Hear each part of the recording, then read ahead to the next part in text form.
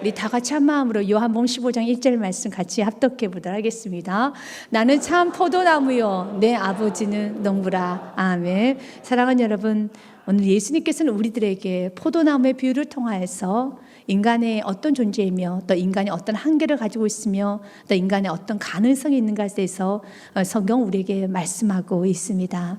먼저 예수님은 포도나무 비유를 통해서 예수님께서는 자신을 나는 참 포도나무라고 말씀하시면서 내 아버지는 하나님을 말합니다. 우리 하나님은 농부시다 말하고 있습니다. 하나님은 농부이십니다.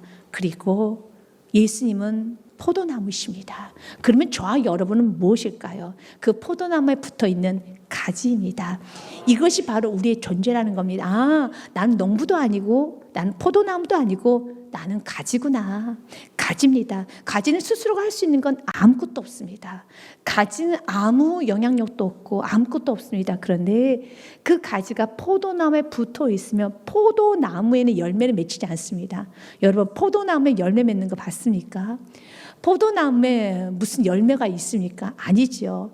여러분, 사과가 됐든 배가 됐든 포도가 됐든 무엇이든 가지에 열매가 맺이죠. 원 줄기에는 열매라는 건 없습니다. 맞습니다. 우리 예수님께서는 열매 맺으실 필요가 없습니다. 예수님 자체가 완전하신 분이기 때문에 열매는 저와 여러분이 맺어야 되는 겁니다. 그러면 우리가 어떤 열매를 맺어야 되겠습니까? 성경에 갈라디아서 5장 22절과 23절 말씀에 보면 우리가 맺어야 될 열매에 대해서 이렇게 말합니다. 오직 성령의 열매는 사랑과 희락과 화평과 오래 참음과 자비와 양성과 충성과 우리 23절에서 같이 읽습니다. 온유와 절제니 이 같은 것을 금지할 법이 없느니라. 아멘.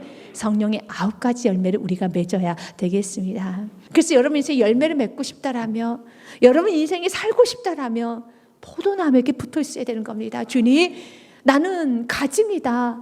가지가 포도나무에 붙어 있지 않고서 어떻게 열매를 맺을 수 있겠습니까? 주님, 나는 주님께 꼭 붙어 있어야 되겠습니다. 우리 주님은 한 번 더 우리에게 말합니다. 5절 말씀 같이 한 번 더 읽겠습니다. 나는 포도나무요 너희는 가지라. 그가 내 안에 내가 그 안에 거하면 사람이 열매를 많이 맺나니 나를 떠나서는 너희가 아무것도 할 수 없습니다. 아멘. 사랑하는 여러분, 이걸 믿을 수 있는 믿음이 진짜 믿음이에요.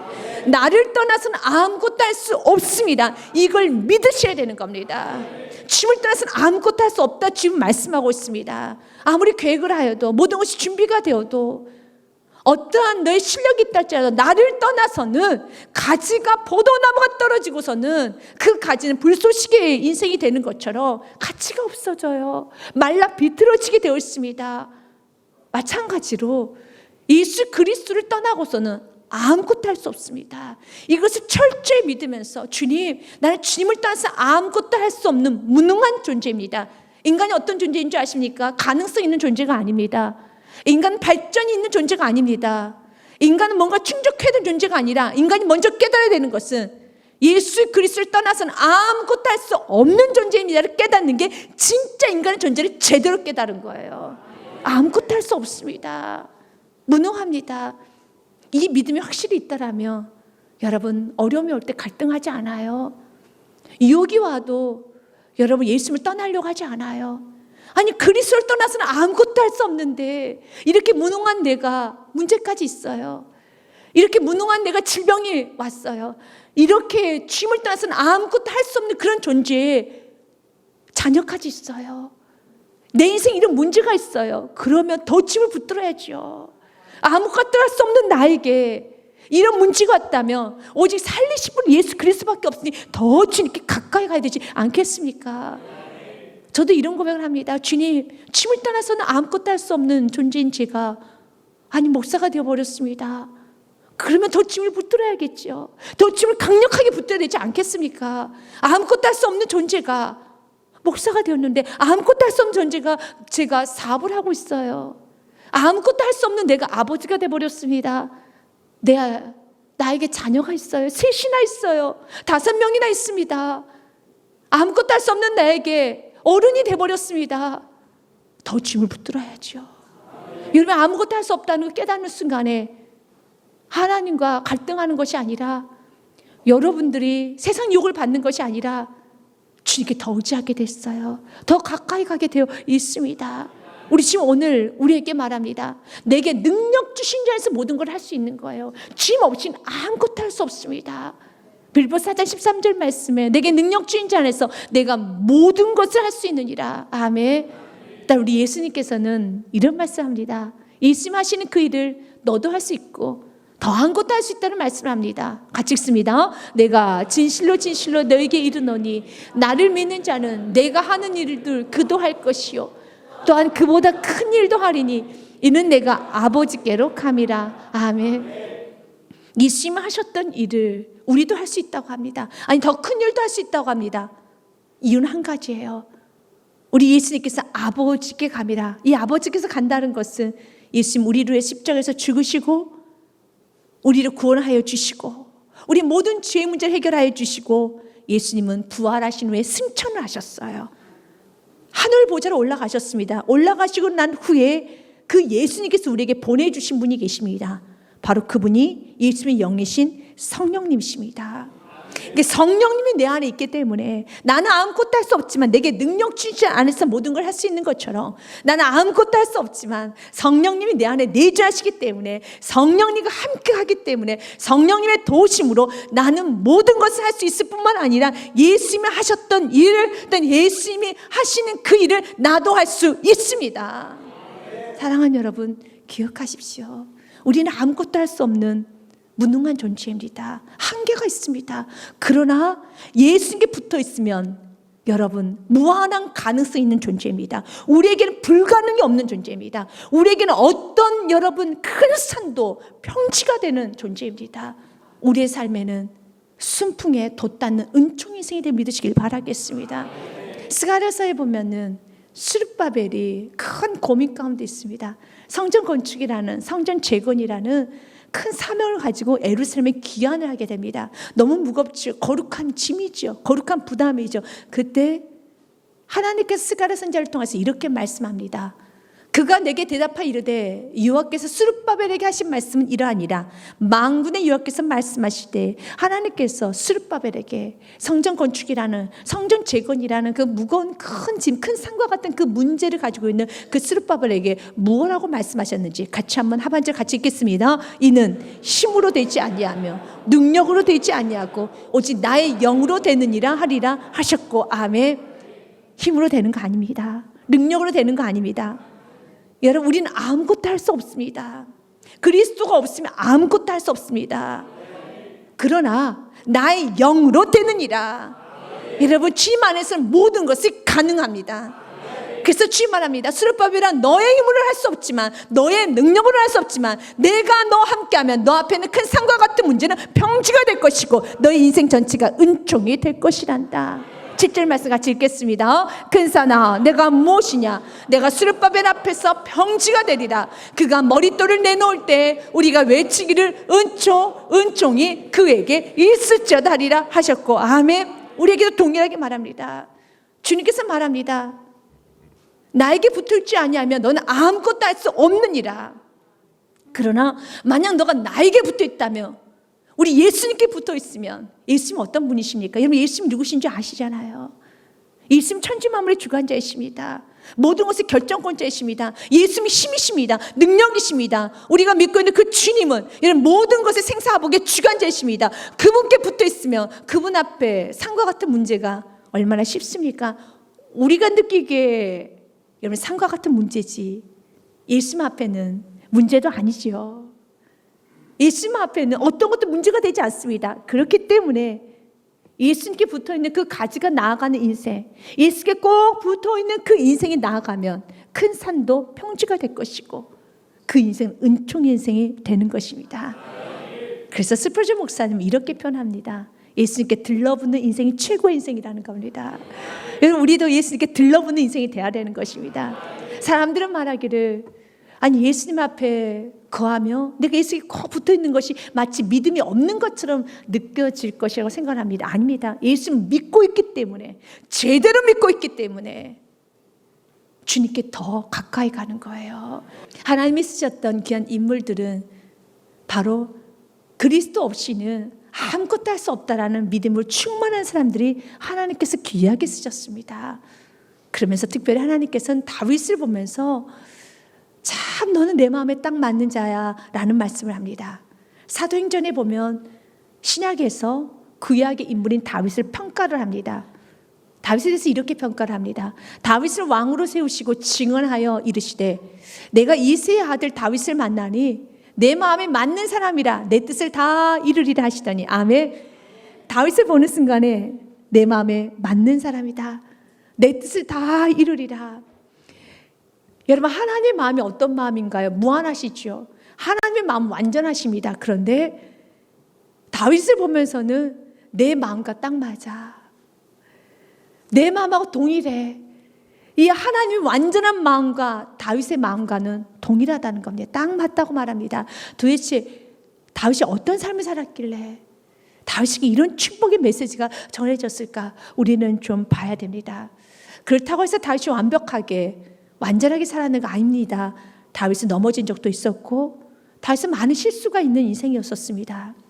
그럼에도 불구하고 다윗에게 중요한 점은 다윗은 예수님 없이 난 못 삽니다. 그에게 있어서는 왕의 자리를 지키는 것보다 어떠한 것보다 하나님의 관계를 최고로 여겼어요. 하나님 관계가 막히는 것은 죽는 것보다 더 싫어했습니다. 아니, 죽으면 죽었었지 하나님께 멀어지는 것을 견디지 못했던 게 다윗이었었습니다. 다윗이 말년에 하나님 싫어하는 죄를 범합니다. 하나님께서 금하시는 것 중에 하나가 인구계수입니다. 20살 이상, 20세 이상의 남자의 숫자를 세는 것을 하나님 금하셨습니다. 20세 이상의 남자의 숫자라는 것은 곧 군사력입니다. 그리고 나라가 얼만큼 부강하고 얼마나 나라가 단단한 것을 증명할 수 있는 것이 바로 20세 이상의 남자의 숫자를 세는 것이었습니다. 그래서 다른 나라들은 우리는 이만큼 병력이 있습니다, 이만큼 마병이 있습니다 자랑을 합니다. 그러나 하나님께서는 말합니다. 다윗아, 너는 그것들 의지하면 안 되지. 그래서 숫자도 세지 말아라. 내가 나라를 지켜줄 것이란다. 단 한 사람도 없어도 내가 이 나라를 지켜줄 것이란다. 그래서 아멘, 맞습니다. 주님이 나라를 지켜주셨지요 하면서 그 약속을 잘 지켰는데 말년에 가자 갑자기 충동이 일어납니다. 여러분도 갑자기 사단이 충동이 나서 죄인 줄 알면서도 죄의 자리에 쉽게 발걸음을 떼지 못하고 자꾸 몸이 가는 경우 있죠. 그때 주님께 더 밀착하셔야 돼요. 다윗 죄 짓고 난 다음에 하나님께 많이 맞습니다. 죄 짓고 나면 하나님이 이놈하십니다. 하나님께서 여러분 혼내키십니다. 그렇기 때문에 죄 지으면 안 되는 것입니다. 다윗이 사단의 충동을 받습니다. 권세욕, 명예욕. 알고 싶은 거예요. 도대체 숫자가 얼마나 될까? 근사가 얼마나 될까 알고 싶은 겁니다. 성경에 보면 역대상 21장 1절 말씀에 보면 사탄이 일어나 이스라엘을 대적하고 다윗을 충동하여 이스라엘을 길수하게 아니라 20세 이상의 남자의 숫자를 길수하는 겁니다. 결과를 들어보니 5절 말씀에 어마어마합니다. 숫자가. 요압이 백성의 수요를 다윗에게 보고하니 이스라엘 중에 칼을 뺄 만한 자가 110만 명이요 유다 중에 칼을 뺄 만한 자가 47만 명이라. 대단한 숫자예요. 그만큼 나라가 강성해졌다는 겁니다. 대단하죠. 나라가 부강하다는 건 알았지만 이 정도인 줄 몰랐어요. 다윗이 그 숫자를 듣는 순간에 넘치는 기쁨과 세상에 이렇게 숫자가 많았어라고 하는 것이 아니라 동일한 말씀 기록하고 있는 사무엘 하 말씀에 보면은 이 숫자를 듣는 순간에 마음에 자책이 옵니다. 왜 그렇습니까? 그는 성령의 사람이기 때문에, 그는 포도나무에 붙어있는 가지이기 때문에. 포도나무에 붙어있는 가지는 양심의 가책이 와요. 말씀을 들으면 찔림이 옵니다. 말씀을 들으면 엎드릴 수밖에 없습니다. 다윗이 그랬어요. 그래서 이 숫자를 듣고 기뻐하는 것이 아니라 다윗이 백성을 조사한 후에 그의 마음에 자책하고 다윗이 요압께 아뢰되 내가 이 일을 행함으로 큰 죄를 범하였습니다. 내가 어리석었습니다. 후반절 말씀에 보면 여호와여 이제 간구하옵 나오니 종의 죄를 사하여 주옵소서. 내가 심히 미련하게 행하였나이다. 다윗은 죄를 짓고 나면 주님께 나아가요. 여러분, 죄를 짓고 나면 도망가야 되잖아요.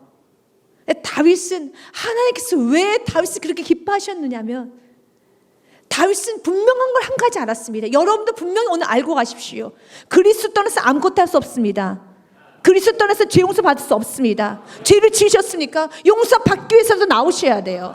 그리스도를 떠나서 아무것도 할 수 없습니다. 그는 지금 도망가야 됩니다. 그러나 그리스도 떠나서는 아무것도 할 수 없기 때문에, 죄를 지었기 때문에, 넘어졌기 때문에, 실패했기 때문에, 무너졌기 때문에 주님께 나오는 거예요. 주님께 나오는 겁니다. 나는 그리스도를 떠나가서는 아무것도 할 수 없기 때문에 살려고 나오는 겁니다. 다윗은 분명하게 알았어요. 하나님은 그런 다윗을 참 기뻐하십니다.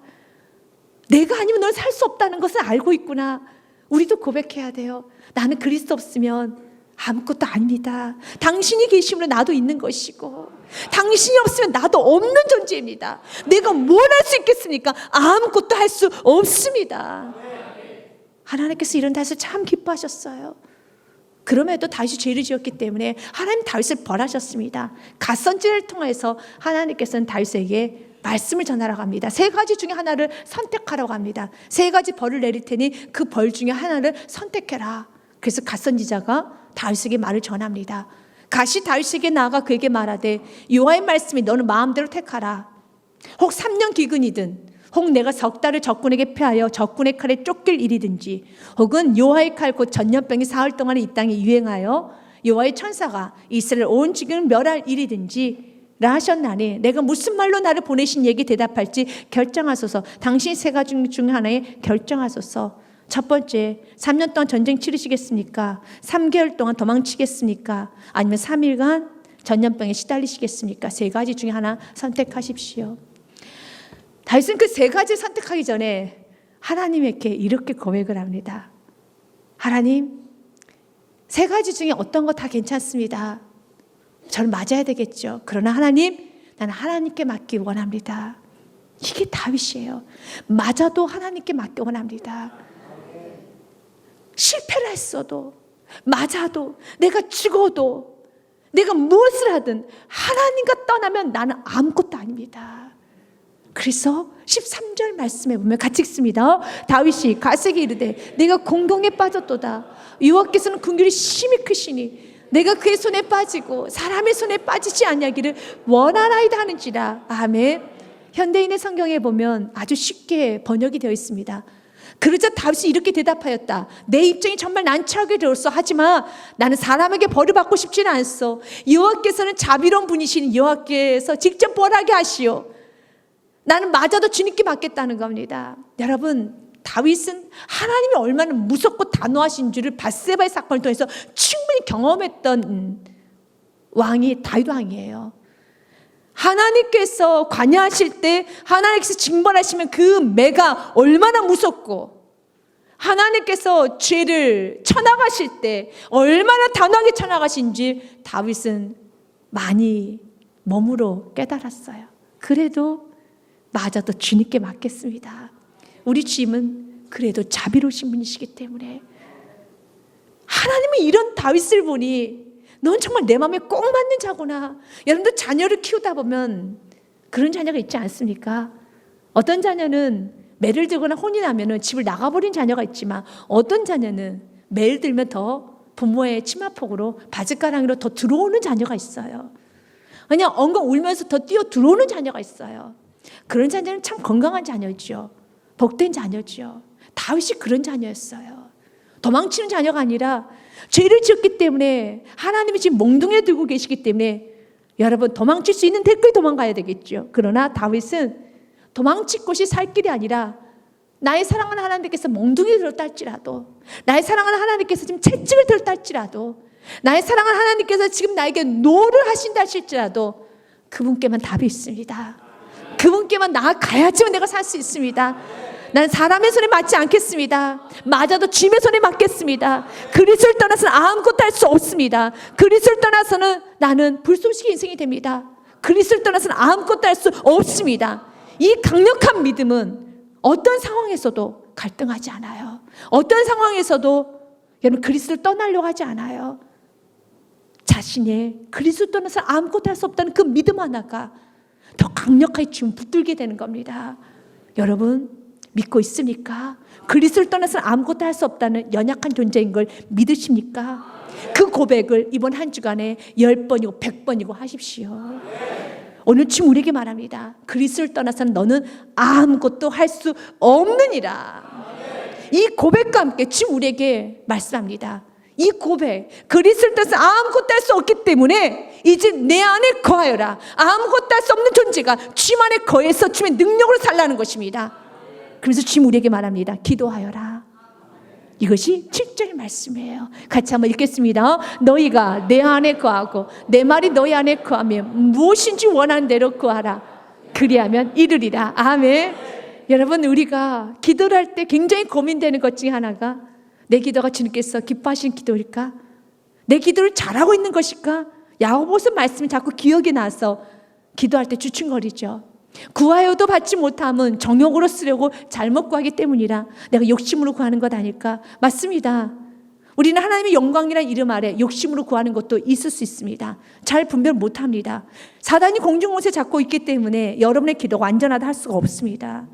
그런데 오늘 성경은 우리에게 아주 명쾌하게 답을 줍니다. 내 기도가 잘했을까 잘못했을까? 내 기도가 옳을까 옳지 않을까? 정욕을 위한 기도인가 아니면 의를 위한 기도인가 고민할 거 없단다. 오늘 본문의 말씀 7절 말씀 보면 이렇게 말하죠. 무엇이든지는 참 기분 좋게 하는 단어입니다. 원하는 대로 더 기분이 좋습니다.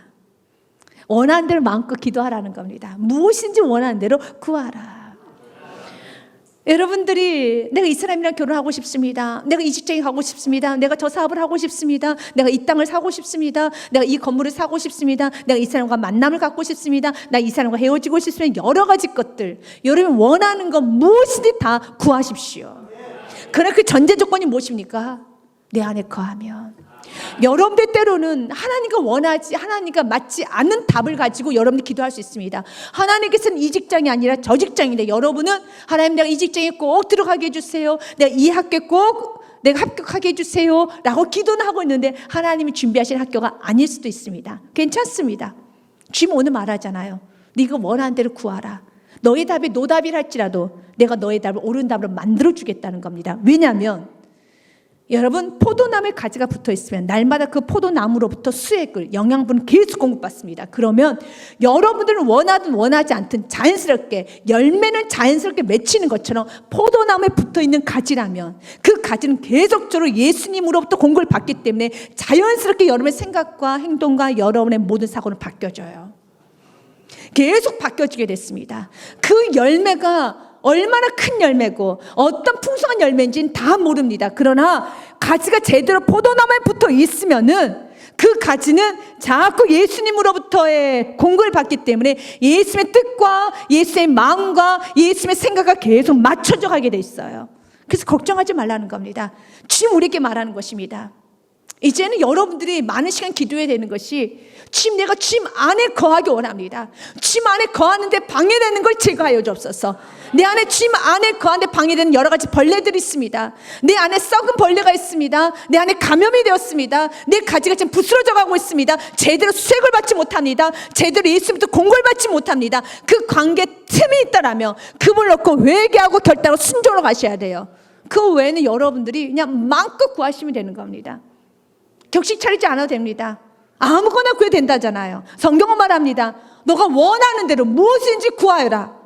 여러분 주님 안에 오랜 시간 동안 기도를 여러분들 30분 한다면 20분간은 아주 극단적으로 20분간은 여러분들이 주님 내가 주님 안에 거하기 원합니다. 주님이 없이 나는 아무것도 할 수 없습니다. 100번이고 1000번이고 내새기면서 주님 없이는 아무것도 할 수 없습니다. 주님 없이는 사업할 수 없습니다. 주님 없이는 자녀 교육할 수 없습니다. 주님 없이는 나는 아무것도 할 수 없습니다. 100번이고 되뇌십시오.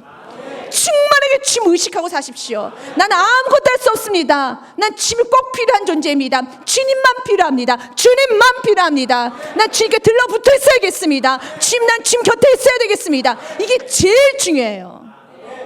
그리고 아무거나 구하라는 거예요.